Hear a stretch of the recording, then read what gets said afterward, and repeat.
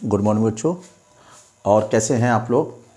मुझे आशा है कि आप लोग भी बहुत अच्छी तरह होंगे और आगामी परीक्षाओं के लिए आप लोग तैयारी भी अच्छी तरह कर रहे होंगे। तो आज हम लोग टॉपिक लेके चलते हैं कि कार्य और समय बहुत ही महत्वपूर्ण है। ये कार्य और समय का जो चैप्टर है उसमें आगामी जो परीक्षाएं होती हैं, कितने भी प्रकार की परीक्षा हो, सभी में कुछ न कुछ उसमें क्वेश्चन निश्चित रूप से एक ना एक दो क्वेश्चन मिल जाते हैं। इसलिए हमें इसको बहुत ही गहराई के साथ या बहुत ही मन लगा करके इस चैप्टर को कंप्लीट करना है। तो सबसे पहले हम लोग इनके सूत्र पर थोड़ा दिशा निर्देश करेंगे कि सूत्र किस तरीके होते हैं और कैसे इन सवालों को हम आसानी से सरल कर सकते हैं या सॉल्व कर सकते हैं। जी, सबसे पहले हम बात करेंगे कि समानुपाती। मान लीजिए कोई चार राशियां हैं। सबसे पहले बात करेंगे यदि कोई चार राशियां, यदि कोई चार राशियां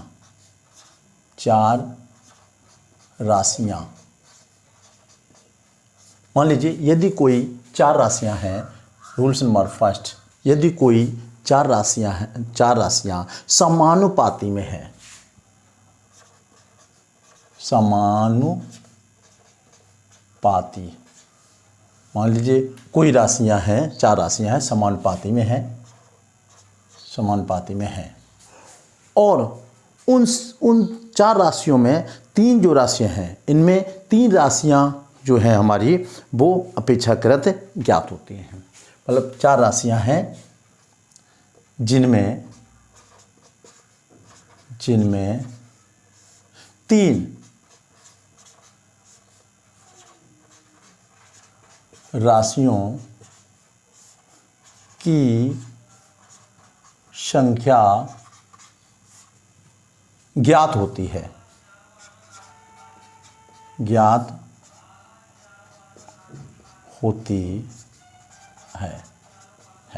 मतलब चार राशियां हैं, चार वो समानुपाती में है, चार राशियां समानुपाती होती हैं और जिनमें से तीन राशियों की संख्या हमें ज्ञात होती है तो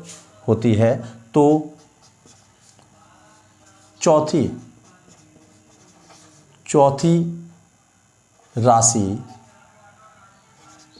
राशि को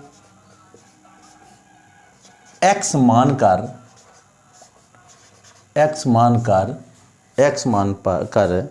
उसमें जो x मानकर समानुपाती के नियम मानकर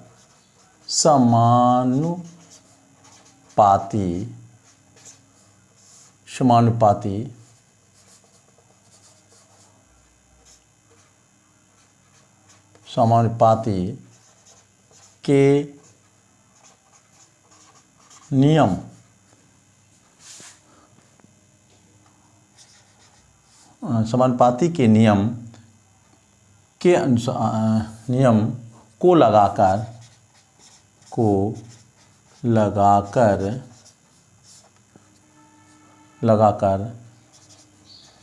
हल कर लेते हैं। देखिए, पहला है कि यदि चार राशियां समान हैं, चार राशियां समानुपाती में दी गई हैं, जिनमें से तीन राशियों का मान अगर आपको वहाँ दिया गया है तो चौथी राशि को हम x मान लेते हैं और उस x मान करके हम उसकी वैल्यू निकाल लेते हैं। ठीक है, मान लीजिए कोई राशि है a b c d, कोई राशि है, मान लीजिए जो राशियाँ हैं वो है राशि, मान लीजिए राशियाँ, ठीक है, राशियाँ a b c, ठीक है, तीन और चार राशियां दी हैं मान लीजिए, तो इन चारों राशियों में एक चौथे को हम x मान लेते हैं। ठीक, तो कैसे इनके समानुपाती में होता है a अनुपात b अनुपात, ठीक है, और फिर c का अनुपात दिए, एक राशि, दो राशि, तीन राशियाँ, तो तीन राशियों का मान तो दिया गया होगा, लेकिन चौथी राशि जो है अनुपात में हम x मानकर उसकी वैल्यू निकाल लेते हैं। तो इस x का गुणा हमेशा इस प्रथम राशि के साथ कर देंगे और इनका गुणा हमेशा इधर कर देंगे। तो इसका इधर लाएंगे तो a × x बराबर, इधर लाएंगे तो यहाँ पर b इंटू सी। ठीक है, अगर हम इसको x का मान निकाल लें, x बराबर, तो a जो है इसका इसमें भाग लग जाएगा, तो b इंटू सी बटे a। इस तरीके की जो फार्मूला आपसे निकल के आया है, this formula is known as समानुपाती का नियम। इसके अनुसार हम देख लेते हैं कि कार्य और समय में बड़ी अति महत्वपूर्ण कार्य होता है। तो हम इसमें मान लीजिए कोई कार्य समय दिया है, उसमें दिया गया है कि ये पहली राशि और दूसरी राशि और तीसरी राशि है, तो चौथी राशि को हम किस तरीके निकालेंगे, तो इस फार्मूले में हम लोग पुट कर देंगे। ठीक है, तो ये तो हमारा, इसी के और आगे बढ़ते हैं तो एक महत्वपूर्ण इसमें क्वेश्चन वो आता है, नियम आता है कि समानुपाती का नियम। तो इसमें समानुपाती का क्या नियम है, या फिर हम कह दें सीधा, हम इसको ये भी कह सकते हैं कि सीधा अनुपात क्या है। ठीक है, देखिए, तो अब हम लोग नेक्स्ट उस पर चलेंगे, सीधा अनुपात। देखिए, चलिए हम लोग नेक्स्ट इस पर चलते हैं, सीधे अनुपात, कि सीधा अनुपात है क्या चीज।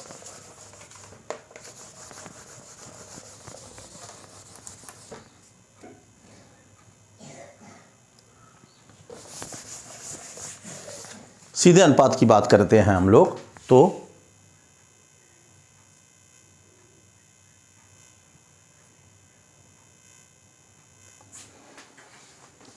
जी, तो हम लोग बात कर रहे थे सीधा अनुपात जी।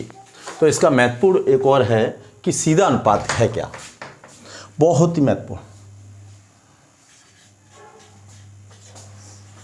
सीधा अनुपात, ठीक है, सीधा अनुपात का नियम। सीधा अनुपात का नियम देखिए ये क्या है।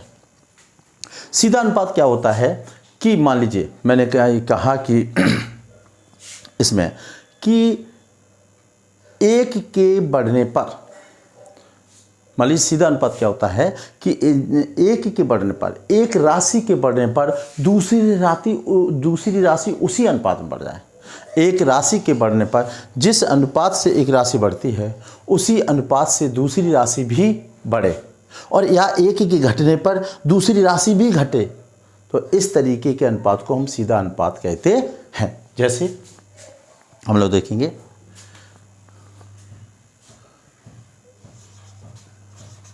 जब कोई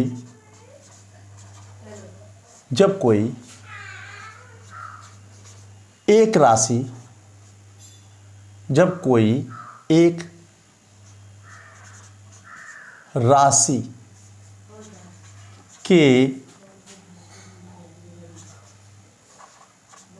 बढ़ने पर, एक राशि के बढ़ने पर उसी अनुपात में, उसी अनुपात में दूसरी राशि भी बढ़े, दूसरी राशि भी बढ़े, या एक राशि के घटने पर दूसरी राशि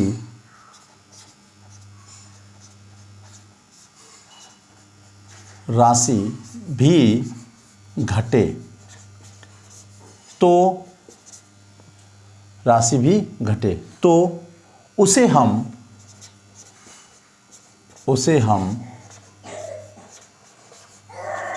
सीधा अनुपात का नियम कहते हैं। ठीक, तो इस तरीके से हम लोग एक सीधा अनुपात का नियम यह है कि एक के बढ़ने पर, मान लीजिए कोई व्यक्ति है, ठीक है, मैं हूं, मेरे बढ़ने से किसी दूसरे आदमी को भी खुशी हो, मेरे बढ़ने से, मान लीजिए मैं रास्ते में जा रहा था, मेरे चोट लग गई और मेरे चोट लगने से किसी दूसरे व्यक्ति को भी अगर दुख होता है तो ये जो संबंध होता है वो सीधा अनुपात होता है। अगर मेरे खुशी होने से दूसरा भी खुशी हो जाए तो उसे सीधा अनुपात कहते हैं। मेरे दुखी होने से दूसरा दुखी हो जाए, सीधा अनुपात कहते हैं। जैसे एग्जाम्पल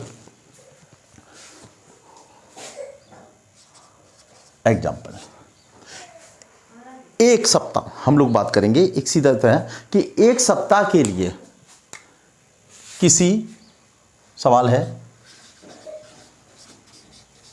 किसी कैंटीन में एक सप्ताह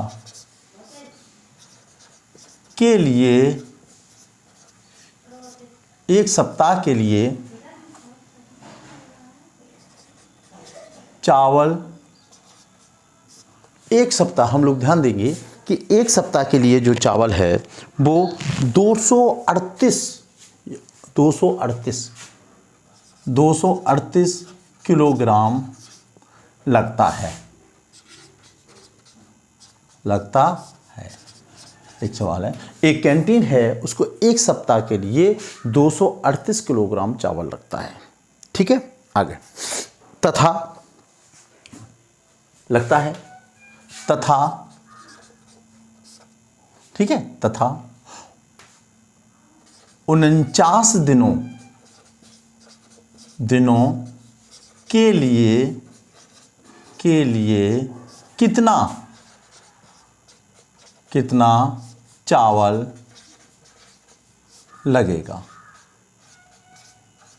लगेगा। देखिए एक क्वेश्चन है बिल्कुल सिंपल सा कि एक कैंटीन है, उस कैंटीन में एक सप्ताह के लिए 238 किलोग्राम चावल लगता है। ठीक है, अब 238 किलोग्राम चावल लगता है और 49 दिनों के लिए कितना चावल लगेगा। ठीक है, तो इसमें अगर हम देखें अनुपात तो ये सीधा अनुपात है। कैसे है कि अगर मान लीजिए एक सप्ताह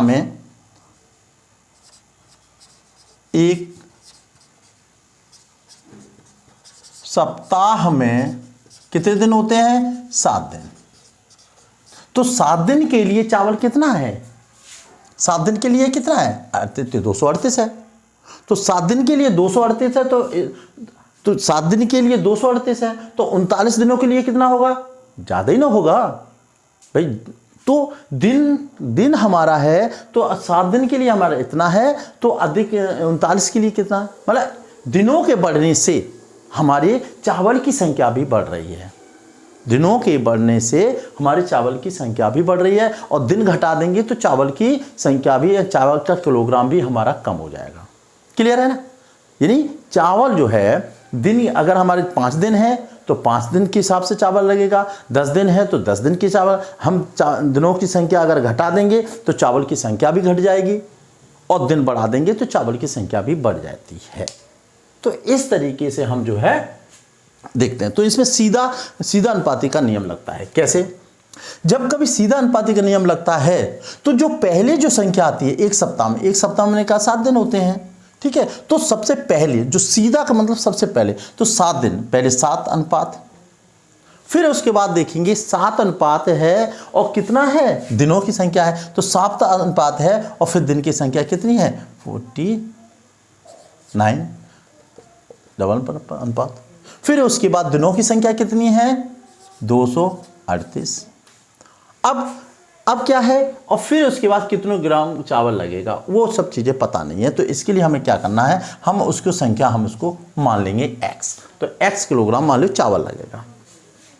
तो इस संख्या का जहाँ पर हमने माना तो इसका गुणा हमेशा इधर करते हैं और इसका गुणा इसमें हो जाता है। ठीक है, तो हम देखेंगे 7 × x बराबर, ठीक है, फिर इनको आपस में गुणा करेंगे तो 49 × 238। ठीक है, अब इस x की वैल्यू निकाल रहे हैं तो x बराबर होता है,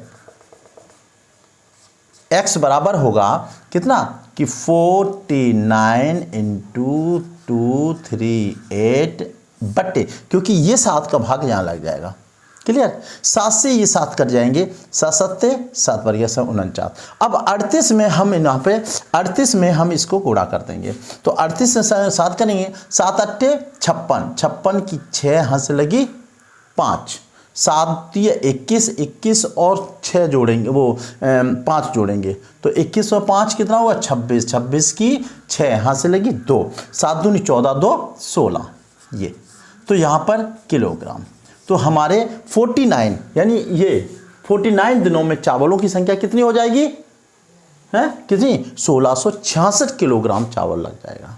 क्लियर समझ में आ रहा है। तो ये जो है हमारा जो नियम है, ये जो सवाल को जो सॉल्व किया गया वो सीधे अनुपात के अनुसार किया गया है। क्यों? क्योंकि सीधे अनुपात में सबसे बड़ी बात ये होती है कि एक राशि के घटने पर दूसरी राशि भी घट जाए, ठीक है, और एक राशि के बढ़ने पर दूसरी भी बढ़ जाए, एक के बढ़ने पर दूसरी बढ़ जाए और एक के घटने पर दूसरी घट जाए। यहाँ पर ये है कि कैंटीन यहाँ 7 था, 7 तो 7 मान लो 7 दिन थे, एक सप्ताह में 7 दिन होते हैं ये, तो 7 दिन के लिए चावल इतना था। अब अधिक दिन हो गए तो चावल भी तो अधिक लगेगा, तो दिनों की संख्या बढ़ने पर चावल की संख्या भी बढ़ रही है, सीधा अनुपात हो गया। क्लियर है, ठीक। अब इसके बाद हम लोग मिलते हैं विलोमानुपाती का नियम। ये भी बेस्ट महत्वपूर्ण है। अगर हम ये सीधा और विलोमानुपाती का नियम को अच्छी तरह जान ले रहे हैं तो निश्चित रूप से कंपटीशन में ऐसा कोई क्वेश्चन नहीं है जिसे आप सरलता से हल ना कर पाएं, ठीक है ना। इसी के साथ अगले टॉपिक के साथ मिलेंगे विलोमानुपाती का नियम के साथ। इसी के साथ हम लोग जय हिंद जय भारत। अगर वीडियो पसंद आया हो, समझ में आया तो इसको लाइक करिए, सब्सक्राइब करिए, ठीक है। जय हिंद जय भारत।